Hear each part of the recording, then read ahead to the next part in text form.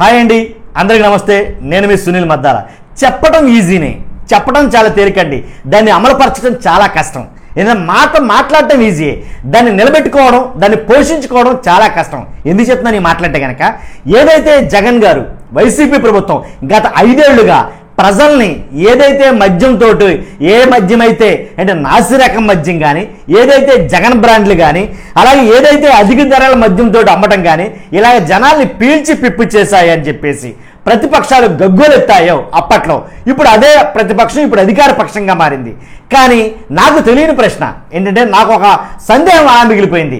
ఏదైతే నాసిరకం మందులు అన్నారో, ఏవైతే జగన్ బ్రాండ్లు అన్నారో, ఆ మద్యం మంచిది కాదు, కల్తీ మద్యం అని రకరకాల పేర్లు పట్టి మద్యం గురించి నానా యాగి చేసినటువంటి ఈ ప్రభుత్వం, కానీ ప్రభుత్వం వచ్చిన 2 నెలలు కావస్తున్నా సరే ఇంకా ఎందుకని ఆ మద్యాన్ని ఆపలేదు? ఎందుకని ఆ బ్రాండ్లను తీసేయలేదు? ఎందుకని ఆ బ్రాండ్లు మొత్తం రద్దు చేయలేదు? కొత్త బ్రాండ్లు ఎందుకని పుట్టించలేదు? అదే నేను అడిగేదండి. ఎలా అంటే, అవే మద్యం, అవే బ్రాండ్లు, వాటిలో ఎందుకు కంటిన్యూ చేస్తున్నారు? ఎందుకంటే అవి మంచివి కాదని చెప్పారు, తెలుసు కదా మీ అందరికీ. అలాగే ఆ మద్యాన్నే, అవే బ్రాండ్ని ఇంకా ఎందుకు కంటిన్యూ చేస్తున్నారు? దాని మీద ఈ వీడియో మాట్లాడబోతున్నాను. ఖచ్చితంగా నాకు మోటివేషన్గా ఉంటుంది. ఒక లైక్ అయితే చేయండి. ఫస్ట్ లైక్ చేయండి. మీరు లైక్ చేశారు కదా, లైక్ చేసిన తర్వాత ఈ వీడియో ఎండ్ వరకు చూడండి. నేను మాట్లాడింది తప్ప ఒప్ప, నేను మాట్లాడిన దాంట్లో వాస్తవం ఉందా అవాస్తవమా, నేను మాట్లాడింది కరెక్టా కరెక్ట్ కాదా మీరే తేల్చండి. ఏంటంటే కాబట్టి ఫస్ట్ లైక్ చేయండి. నేను మాట్లాడింది కరెక్ట్ అనుకుంటే కనుక ఖచ్చితంగా మీరు మీ అమూల్యమైన అభిప్రాయాన్ని, తప్పైనా ఒప్పైనా సరే, మీ అమూల్యమైన అభిప్రాయాన్ని కామెంట్ రూపంలో తెలియజేయండి. అంతేకాదు పక్కాగా మన ఛానల్ని 100% సబ్స్క్రైబ్ చేసుకోవచ్చండి. ఎందుకంటే జనాలకు ఉపయోగపడే వీడియోలు మాత్రమే ముందుకు తీసుకొస్తా.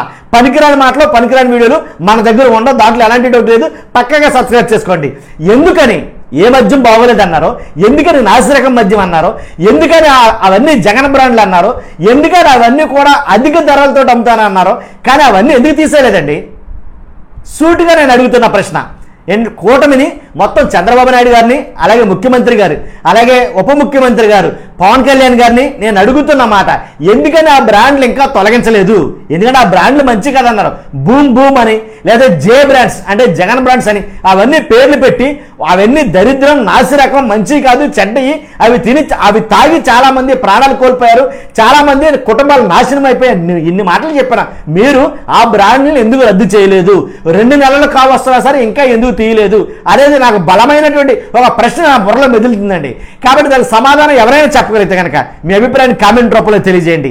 ఏంట్రా అంటే కనుక ఎందుకు తీయలేదు, ఇంకా ఎందుకు అమ్ముతున్నారు, అది నా అభిప్రాయం.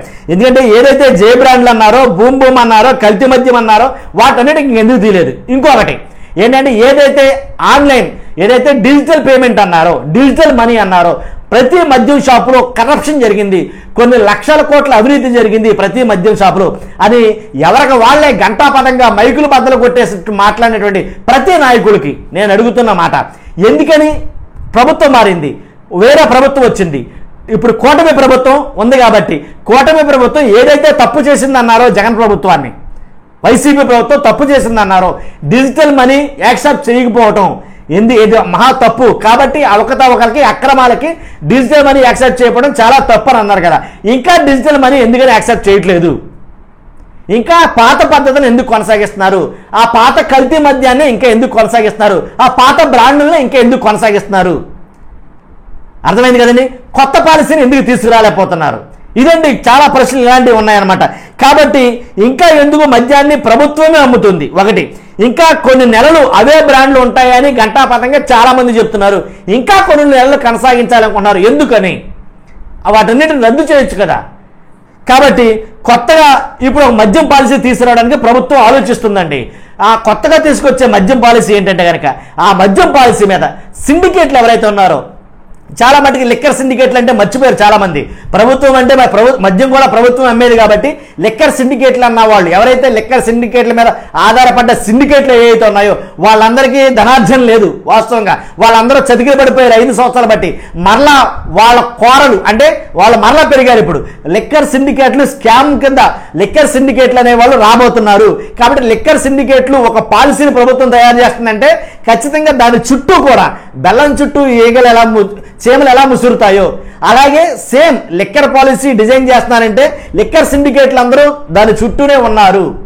అని చాలా అభియోగాలు అయితే కనుక వినిపిస్తున్నాయి బయట నుంచి. కాబట్టి ఎందుకని ఆ లిక్కర్ సిండికేట్లు చెప్పిన దాన్ని బట్టి మద్యం పాలసీని ప్రిపేర్ చేస్తారా ఏంటి అనేది చాలా అనుమానాలు అయితే కనుక ప్రజల్లో ఉన్నాయండి. కాబట్టి నాసి రకం మద్యం తయారవుతుంది, పలానా ఏదైతే డిస్టిలరీలు ఉన్నాయో, వాటిలో నాసి రకం మద్యమే తయారైంది, ఆ డిస్టిలరీలు కూడా జగన్ గారివే అనేది కనుక చాలాసార్లు ప్రతిపక్షంలో ఉన్నప్పుడు చంద్రబాబు నాయుడు గారు కానీ పవన్ కళ్యాణ్ గారు కానీ చాలాసార్లు అన్నమాట తెలుసు. అంతేకాదు పురంధరేశ్వరి గారు కూడా చాలాసార్లు అన్నమాట ఏంటంటే ఆ డిస్టిలరీలు ఎవరి జగన్ గారి, అందుకు అక్కడ నాసిరకం మద్యమే తయారవుతుంది, వాళ్ళకు సంబంధించిన వాళ్ళే అని అన్నారు. కానీ వాస్తవంగా అయితే కనుక అవే డిస్టిలరీలు గత ప్రభుత్వంలో కూడా చంద్రబాబు నాయుడు గారి ప్రభుత్వంలో కూడా అవే డిస్టిలరీలు మొన్న ప్రెస్ మీట్ మన అసెంబ్లీ సాక్షిగా ఏదైతే కూటమి ప్రభుత్వం ఆరోపణలు చేస్తుందో దాన్ని ఆ శ్వేతపత్రాలను తిప్పికొడుతూ జగన్మోహన్ రెడ్డి గారు ఆధారాలతో సహా ప్రూవ్ చేయగలిగారు. వాస్తవం కూడా అవే డిస్టిలరీలో నుంచి ఇప్పుడు కూడా మద్యం వస్తుంది. ఎందుకని ఆ డిస్టిలరీలో నుంచి మద్యం తీసుకురావాలి? అది మంచిగా కాదు కదా, అవి జగన్ గారికి వాళ్ళకి సంబంధించినవి అన్నారు కదా, మరి ఎందుకని అక్కడి నుంచి ఇంకా తీసుకొస్తున్నారు? ఈ ప్రశ్న కూడా సమాధానం చెప్పాల్సి ఉంటుంది చాలామంది. అంతే కదండి, ఏదైతే కొన్ని గణాంకాలు చెప్తున్నాయి. ఎందుకంటే నచ్చిందైతే కనుక ఎంతైనా తింటాడండి మనిషి. నచ్చిన ఆహారం పెట్టండి ఎంతైనా తింటాడు, నచ్చింది ఇవ్వండి ఎంతైనా తాగుతాడు, నచ్చంది పెట్టండి నచ్చంది ఇవ్వండి తాగలేడు.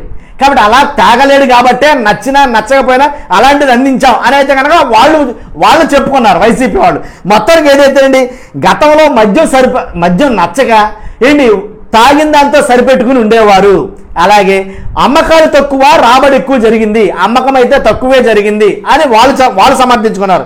కాబట్టి ఇప్పుడు రాబోతుంది అలా కాదు, కూటమి ప్రభుత్వం తీసుకొస్తుంది నెంబర్ 1 మద్యం అంటండి.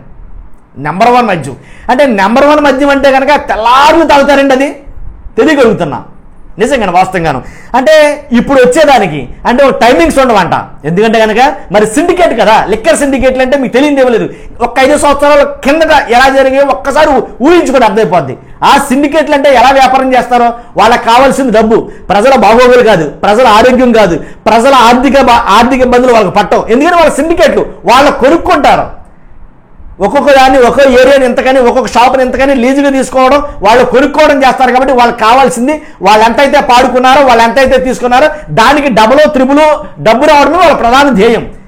కాబట్టి వాళ్ళు ఇక నుంచి తాగివాడికి అంటే తాగుబోతులకి వాస్తవంగా అయితే కనుక తాగుబోతులకి నిజంగా తెల్లారులు పండుగనండి, తెల్లారులు తాగొచ్చంట, దాంట్లో ఎలాంటి డౌట్ లేదట. 100% అంటండి. ఎందుకంటే నెంబర్ 1 సరికిస్తారట నాణ్యమైన మద్యం, ఎంత తాగితే అంట. ఎందుకని రేటు కూడా తక్కువే. ఇంతకు ముందు నాణ్యమైన మద్యం కాదు వాస్తవంగా అయితే కనుక, అవి ఎప్పుడు ఉండే బ్రాండ్లు కావు. కానీ కాబట్టి వాడు నచ్చగా మరికొంత తాగటానికి ఇష్టపడేవాడు కాదు అని కొన్ని గణాంకాలు చెప్తున్నాయి. ఇప్పుడు నచ్చింది వస్తుంది కదా ఆటోమేటిక్గా. కాబట్టి ఏం చేస్తాడు, ఇందాక మాట్లాడా తెల్లారులు అని, సేమ్ అదే అప్లై అవుతుందేమో ఇక్కడ కూడా అని చెప్పేసి. కాబట్టి నచ్చిన ధర, నచ్చిన టైమింగ్స్, తాలిబొట్లు తెగవా మరి కుటుంబాలు రోడ్డుని పడమంటారా? 200-300 తాగేవాడు నచ్చింది పెడితే 400-500 తాగుతాడు కదండి, సింపుల్ లాజిక్. అప్పుడు తాలిబొట్లు తెగమంటారా? అప్పుడు కుటుంబాలు రోడ్డుని పడమంటారా? చూడాలి మరి ఏం జరుగుతుంది అనేది. కాబట్టి కొత్త పాలసీలపై సిండికేట్లు అయితే కనుక కన్నేసేయండి, దాంట్లో ఎలాంటి డౌట్ లేదు. నిజంగా కొత్త మద్య పాలసీపై ఎప్పుడు వస్తుందా అనేది కనుక ఆత్రంగా చూస్తున్నారు. ఎందుకంటే కరువులో ఉన్నారు వాస్తవంగా మాట్లాడంటే కనుక, ఆకలితో ఉన్నారు ఎవరో లిక్కర్ సిండికేట్లు. ఎందుకంటే 5 సంవత్సరాల రూపాయలు లేదు వాళ్ళకి. లిక్కర్ సిండికేట్లు అందరూ కూడా భయంకరమైనటువంటి కరువులో ఉన్నారు, ఆకలి మీద ఉన్నారన్నమాట. ఎప్పుడు వదులుతారా కొత్త లిక్కర్ పాలసీ, ఎప్పుడు పెడతారా, దానికి మేము కొన్ని సూచనలు సలహాలు ఇస్తామని ప్రిపేర్డ్గా ఉన్నారు అనేది కనుక చాలామంది అభిప్రాయం తెలియజేస్తున్నారు. కాబట్టి ప్రభుత్వానికి ఆదాయం కన్నా ప్రజల అవసరాలు, ప్రజల ఆరోగ్యం, ప్రజల బాగోగులు అని ఆలోచించడం మిన్న నన్ను అడిగితే. కాబట్టి అదేమీ లేదు. ప్రస్తుతానికైతే కనుక నాణ్యమైన మద్యమే వస్తుందంటండి, దాంట్లో ఎలాంటి డౌట్ లేదు. కాబట్టి నాణ్యమైన మద్యం నచ్చిన ధరకి నచ్చిన టైం దాకా తాగొచ్చంట, ఎలాంటి డౌట్ లేదు. దీని మీద ఈ ప్రశ్నలు అయితే కనుక నన్ను దొలిచేసినాయండి. ఎందుకని ఇంకా అదే మద్యాన్ని సప్లై చేస్తున్నారు, అవే బ్రాండ్ని సప్లై చేస్తున్నారు.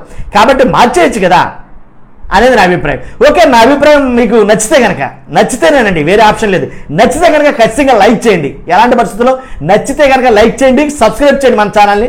అలాగే మీ అమూల్యమైన అభిప్రాయాన్ని, చాలా ఇంపార్టెంట్ మీ అభిప్రాయం, కాబట్టి కామెంట్ రూపంలో తెలియజేయండి. నాతో పాటు చాలా మంది చదివే అవకాశాన్ని మీరు కల్పించిన వారు అవుతారు. Thank you very much.